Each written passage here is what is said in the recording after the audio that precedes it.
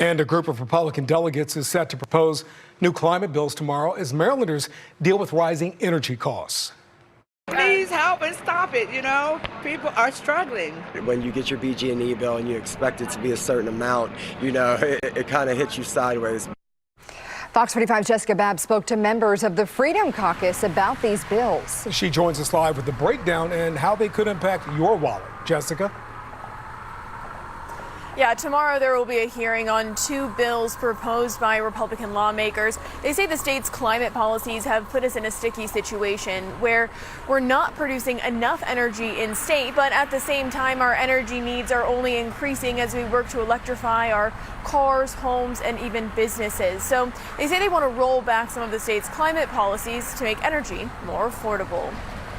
As energy bills skyrocket and necessities like energy and heat feel out of reach for many Marylanders. It's unacceptable. With a slew of proposed legislation in both the House and Senate, lawmakers are fighting to get relief for ratepayers. We have fixed income people, we have low income people, we have people that are dependent upon medical devices, and they're afraid when they hit the switch, it's not going to come on, because they can't afford their utility bill. Two of those lawmakers are Delegate Brian Chisholm, representing Anne Arundel County, and Delegate Lauren Arikin from Harford County. Because the Climate Solutions Now Act bill has so many mandates in there that we're not even close to being able to meet. Chisholm is sponsoring the Climate Solutions Affordability Act of 2025, which would roll back some of the mandates from the Climate Solutions Now Act of 2022, if it's determined the mandates don't make sense economically or financially. So they use a term called to the extent economically practicable. The EPA uses it all the time, and it's basically a stopgap. It's a guardrail. It's a soft landing so that if we get to a point where this is going to bankrupt a state or a country or a business, then we have to at least take a deeper look and say, okay, we understand we're not going to be able to meet these goals right now.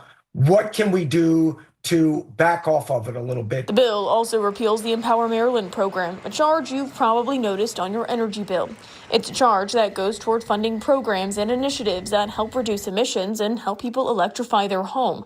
While it doesn't solve the state's energy shortcomings, it could save you a few bucks every month. So any help we can give them, whether it's $30, $40, $50, $60 a month, that's a big difference to some people. The same bill was just heard in the Senate, sponsored by Senator Jason Gallion. Climate Solutions Now took it too far one way, and we want to kind of bring it back to center to be more business friendly in the state. Then there's the Energy Equality Act of 2025, sponsored by Delegate Arikin, which repeals the state's low emissions vehicle programs, and it also prevents a local government or the state from restricting a purchase or use of consumer goods solely based on the energy source used to power that item. Items like gas-powered leaf blowers, which several cities, including Annapolis, have banned. Chisholm says he believes the state's climate policies and focus on renewables have led to the state's energy crisis, forcing us to import about 40% of our energy, while fossil fuel plants close and demand for energy is only increasing. He points to recent testimony from Talon Energy, the company who operates Brandon Shores, who says it was clear the state adopted a policy to phase out coal generation. We are extremely hostile to power plants that use fossil fuels. So we're driving people out. And while Democrats like Senate President Bill Ferguson acknowledge there's an energy crisis, in the long term, by bringing on more Maryland-made energy, it will have a significantly positive impact on pricing overall. Democratic leaders have proposed their own legislation to find solutions. But if we do not deal with the climate crisis alongside of the energy crisis, we will never get to a place that's sustainable. So the jury's still out on whether or not state lawmakers are open to pulling back parts of the Climate Solutions Act. I don't think they would ever repeal it. They're a supermajority, but I am honestly giving them a soft landing. I am giving them a way out so it's not so draconian, it's not so damaging. So I'm hoping there's an appetite. And again, those hearings for those two bills will be tomorrow. We'll let you know what comes out of those hearings. But with so many energy bills on the table this session, it's not clear yet what will actually have a chance at passing. Live in Baltimore, Jessica Babb, Fox 45 News.